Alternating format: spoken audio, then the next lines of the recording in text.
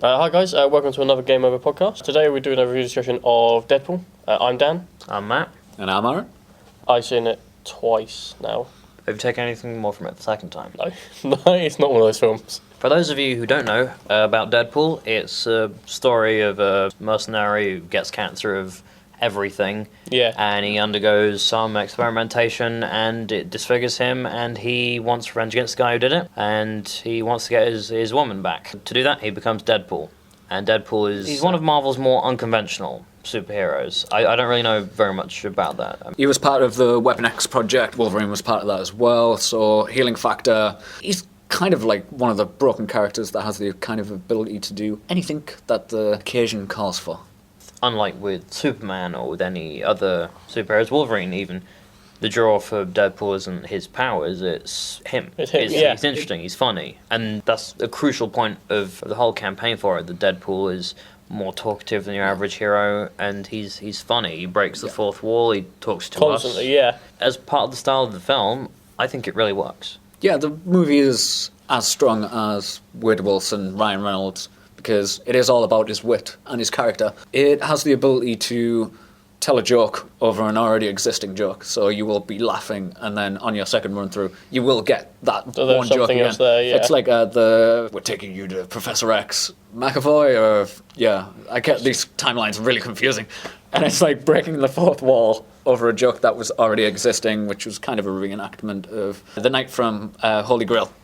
He's literally going up against Colossus. Yeah, he takes out his leg and his arm, and it's like, oh my god, you're right. Everybody fears the T-Rex, and then just breaks his leg. And it's like, what? I never thought about it like that. Yeah, it totally is. It Scratch. kind of is, Nobody shall pass. And it's just like, come on then. Yeah. So Ryan Reynolds and I think Fox Studios, or at least the guys who've been writing this, have been campaigning for Deadpool longer than we've wanted a film, pretty much, because it's something. He's very risque, sweary, very violent, something that the studios have always been in competition. Had the leaked test footage about 3 years back. Wasn't it last year? Or the year before? In recent years, we had leaked tell us test in the footage. comments. Yeah, it'll be like caption. But yeah, we had the test footage where he drops into the car and just starts beating everybody up, Raid 2 style. Yeah, ever since that came out, everybody was just like totally interested. Yeah. Even people who didn't like know Deadpool as a character was like, that looks cool as hell. Yeah, because I knew of Deadpool, but didn't know him that well. Like, I knew him from... I knew he wasn't the Deadpool that turned up in X-Men Origins Wolverine. Is it Wolverine? I'm Yes. sorry, that movie doesn't happen. No, didn't so exist. I knew that wasn't who Deadpool was. I knew the red suit and the kind of Spider-Man-esque suit that he has. He wasn't Goro. Not Goro. Yeah, and I do Baraka. remember watching that, who was sort of saying, well, who the hell was that supposed to be? The one thing that everyone agreed on was that Ryan Reynolds is Deadpool. Ryan Reynolds was perfectly cast. One thing I noticed while watching it was... Ryan Reynolds is cool again. It took a few films for me to look at Wolverine as Hugh Jackman. And I look at Wolverine now, Hugh Jackman is Wolverine. But it took a few films to do it. And like the second Ryan Reynolds turns up on screen and opens his mouth, he's Deadpool. Like, nothing about him is wrong. He's absolutely perfect. A key part of Deadpool's thing is that he breaks the fourth wall.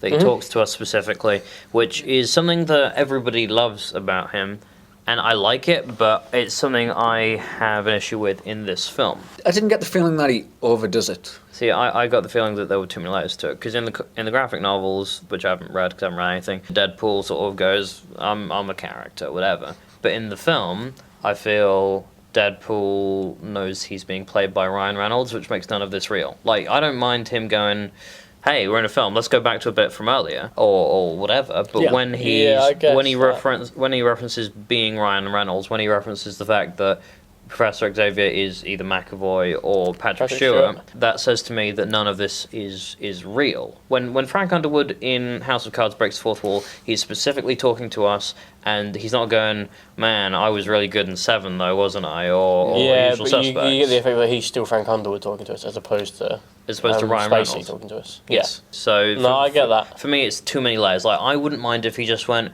well, there was a bit earlier in this film. I don't mind him talking about the as film. Deadpool as opposed to as Ryan Reynolds playing Deadpool. Because I don't know how long they can run with the joke of him being Ryan Reynolds. The fact that there are two Professor X's at the moment. The fact that Hugh Jackman is Wolverine, because Hugh Jackman isn't staying Wolverine. We know this. Hugh Jackman has said, I got one more film in me, mate, and then I'm not going to be Wolverine again. But He has said that for like 3 Wolverine films, though. It's true, but this one might be the last one. It could be. We don't have any like films registered to come out with Deadpool in it. Like there is no crossovers. No. So I'm No, assuming it's they're not, actually. literally just going to be Deadpool movies. If Deadpool randomly comes up at the end of Age of Apocalypse, Well, and that's just the thing. goes, If you turned up in, it's like what?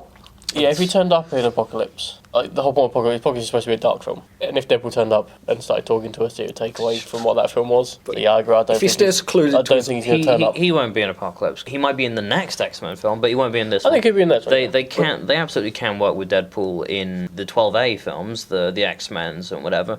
Deadpool has such great fun with the medium that he's in, be it film or comic, that he can do some jokes there. In a 12A, they're allowed, what is it? They're allowed two fucks. Yeah. Imagine if one character gets out there one fuck and Deadpool's like, oh, I've got to get the one in for this film, and then someone else uses it, and he's like, do this, and they bleep it out, and he's like, why are you censoring me? Why now? That would be an amazing joke. Like actually. they can do that. Deadpool can comment on the fact that he's not allowed to be as violent or as sweary. He can work with that. Well, yeah, so you could chop someone up and there's no blood. I mean, oh, hang on a minute. What happened there? Yeah, I'm missing something. Because with this film, another commentator said, and I can't remember who, that with this film, the violence, the blood, it kind of makes you realise how very bloodless every other superhero film is. Well, yeah, because Wolverine sort of like stab someone like to the gut and put it out, and then I mean, find Nothing. him. He'll take off Good an arm use and of leg off. shading, literally. Yeah. The thing with Deadpool is he's the embodiment of violent slapstick comedy, Yeah. and it's done so well that it's basically the new Kick-Ass. I've said this to a lot of other people that I think, yeah, as you said, the new Kick-Ass, but also nowhere near as edgy. Because when you look at Kick-Ass, Kick-Ass had excellent slapstick violence, but it was also like really dark at some really dark violence as well, and it was Yeah. like, We had the torture scene. I feel the Kick-Ass films, though, especially the first one, they're more edgy in a more honest way, whereas I feel very much that this Deadpool film, it's got boxes to check, and, you know, got to have this many fucks in it, and it feels like Valentine's Day, so like the plot's romance and end of plot. the next film has to be bigger and probably more sweary and more violent, sure, but they have to know what they mean with the style. But isn't that also because of the fact that it is a Deadpool film? Like, a Kick-Ass film was about vigilantism and all that sort of stuff, and it's kind of dark anyway. Yeah. Whereas Deadpool, the whole point is, like, he doesn't really have a moral centre. Or, like, the moral centre's there, but, like, that's not the point of it. Like, he is essentially a child. That's true. He's just got this sort of strange, playful oddness to him. I think if they made that a similar tone to Kick-Ass, no one would care so much. Or people would sort of think it's too heavy-handed in a message. True. That's Yeah. true. One point that has been brought up by another online commenter is that Deadpool's superpower, sure, his regeneration and whatever, but maybe his real superpower is the fact that his sense of humour exists. It's doing tax, because yeah. Ajax does say, well, you know, the one thing that doesn't survive here is the sense of humour, and Deadpool's still got it. He's still got it, and he can still approach every situation with humour. You know, when he goes, Francis, I'm going to spell your name out, and then he does it with the bodies of the guys his, who like, guards, yeah. Deadpool is like, since he got his powers, is like a more high stakes comedian than he ever could have been before, and humour is crucial, in fact, to this film. Deadpool is funny, and strangely funnier than most comedy films. I mean, we did a different video a couple of weeks ago about how comedy these days I was gonna is point generally that shit. out. Yeah, like it was 2 weeks ago, or whatever it was that we filmed that podcast at least, and I don't know if it was released in that order, but like, We'll get that. we talked about comedy films that the point of those films is to make you laugh, and that is it. Whereas this film, okay, don't get me wrong, this film doesn't have a particularly good plot. Like, it's not going to blow you away. Bit thin on plot, yeah. But for a comedy film, like, it's up there. It does it great, and it does entertains other me more stuff so as well. Yeah, that's the thing. It's got so many Easter eggs. I don't know about any so of many them. nods. I've got a few of them, but then I think there's others that Tudor would go Rob over my head. Liefeld, who written a massive chunk of Deadpool. Right. You've obviously got Stanley in there. You've got the Green Lantern one in the wallet right at the beginning. You do? Is that Ryan Reynolds as Green Lantern? No, Is that picture? I think Is it's it just not? some guy as Green Lantern. You've obviously got Wolverine Origins, the little Deadpool. model, the little Deadpool model with I his saw shirt that. face and the tattoos. I thought that was slightly too meta because that means Deadpool's referencing another broken. time he was Deadpool. Yeah, but like it doesn't matter. Like this movie has no continuity whatsoever. It literally just goes, this universe does exist. I think that's sort of the point of a Deadpool film, I guess. Yeah. It's Like, but like it's literally filled with over 100. Does like a really good job of doing the nods, but also it's not interrupting the movie. It's not like Big they're Bang just there in the Theory. background. Yeah, it's not shoving it in your face. Because my issue with Big Bang Theory is that they go Dungeons and Dragons. That's funny, right? Isn't it? Whereas this one, it does its tricks, but it gets on with it. It keeps moving. It keeps pressing forward. And even if the plot isn't all that substantial, and it isn't, it's good fun to watch. As with all these superhero films, the setting is very important. With the new Superman Batman film, which is yet to come out, with all of the Avengers films, Guardians of the Galaxy especially, the stake is always the world is ending. You know, it's things coming from outer space. It's just we're all fucking dead, mate, if this doesn't go well. Whereas Deadpool, and equally with Ant-Man, it's more of a personal journey. And it's his world is ending as opposed to the world. It's nowhere near as apocalyptic. I like that it knows it's a film. Like I saw people sort of complain they knew it was a film because it kind of takes away from all the X-Men films because it set it up to be that way. Yeah, but the other side of it is, surely the graphic novels have done that already, right? I would like to give the graphic novels a read, though, because I really don't know how much Deadpool knows his character. Like, does he go, man, I've been drawn weird today, or does he just go, I'm in a comic? It's one of those things, like, is there a good way to break the fourth wall? Yeah, House of Cards, as I've said. Like, no one else is aware of it. Like, when Frank... Yeah, now the character Deadpool, is there a good way to break the fourth wall?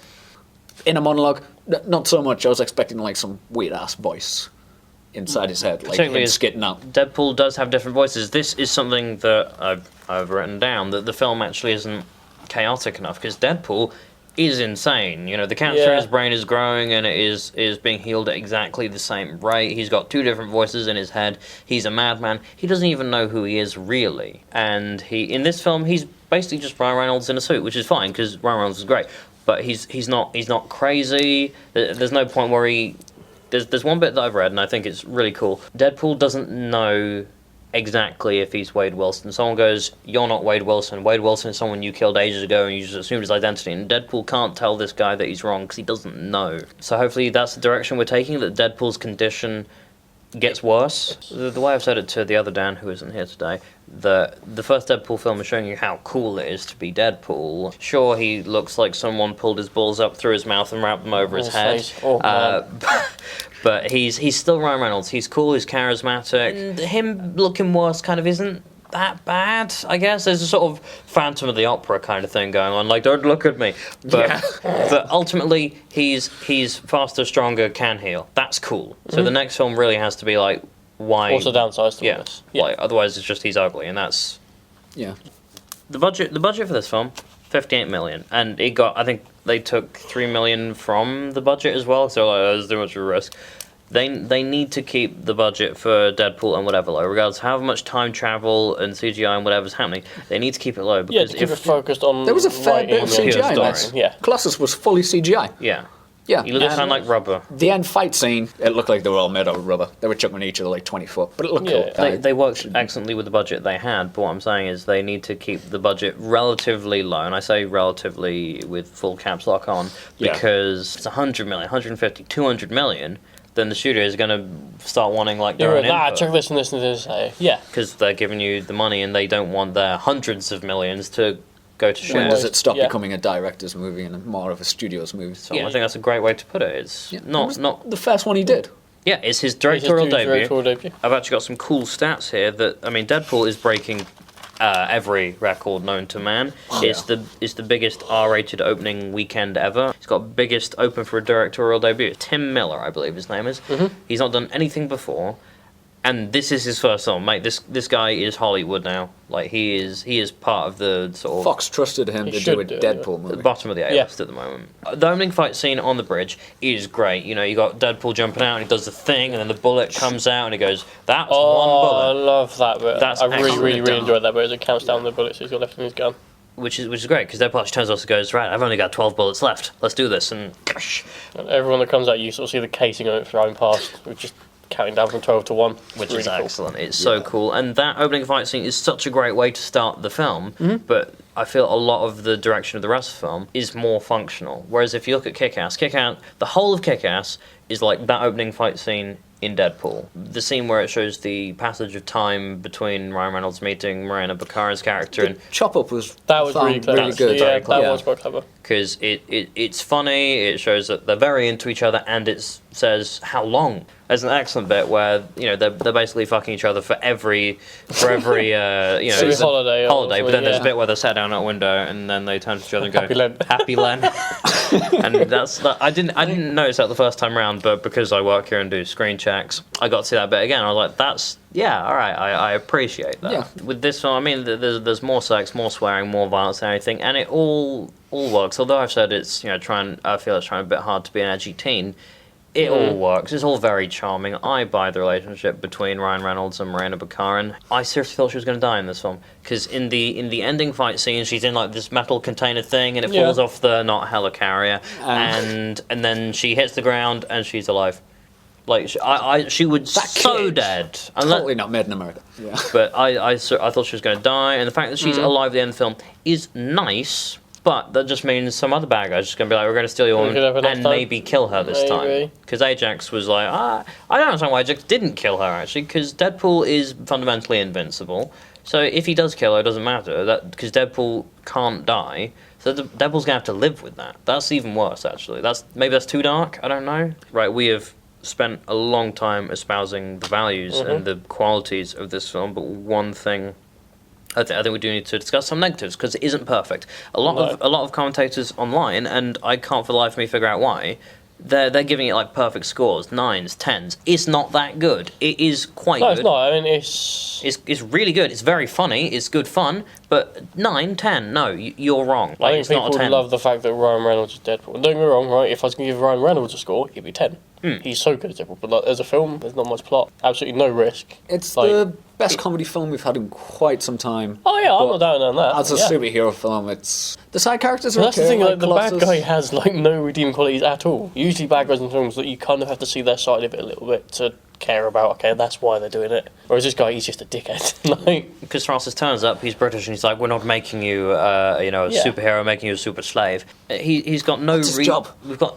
He's a villain, yeah, but we expect more. Particularly as Deadpool spends the whole film being like, "I'm not a hero," which he definitely is, by the way. Yeah. But Deadpool, he kills the bad guys. He gets the girl. He only kills bad guys. But there's nothing Deadpool does in the film that you go, "Oh, too far." I don't like the idea of this one because this one is his origin story essentially. Perhaps he's not quite so fucked up yet. Maybe. And as it goes on, the longer he's like regenerating, healing, and this sort of stuff. Because they actually don't mention his cancer at all from the moment he gets out of bed. As far as the audience is concerned, his cancer's gone. They never mention it again. The only mention of like him seeing things is when he gets stabbed in the head and he sees the cartoon characters sort of wandering around. And there's a point where they all actually melt away into sort of horrible versions of themselves.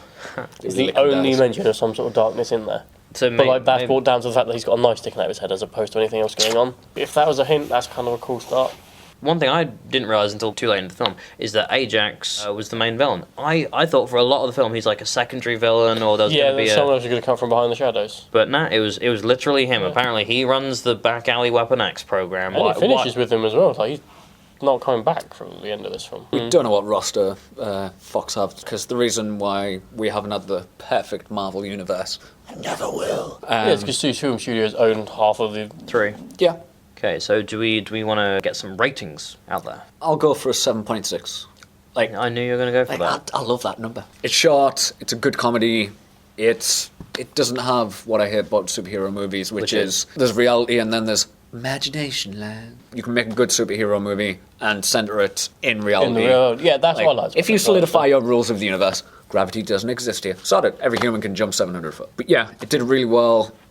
Really good jokes, and like Ryan Reynolds can that, and side characters weren't bad. Okay, so 7.6? I'll give it a 7. I thought the humour was brilliant, Wade Wilson was brilliant, acted really well. I didn't care about any of the plot in any way, shape or form. I didn't care about any of the I didn't care about Deadpool, to be perfectly honest. From the beginning he states he can't die. Yeah. And there is genuinely no risk in it. Didn't care about Stan Lee, the DJ at a strip club. He was cool.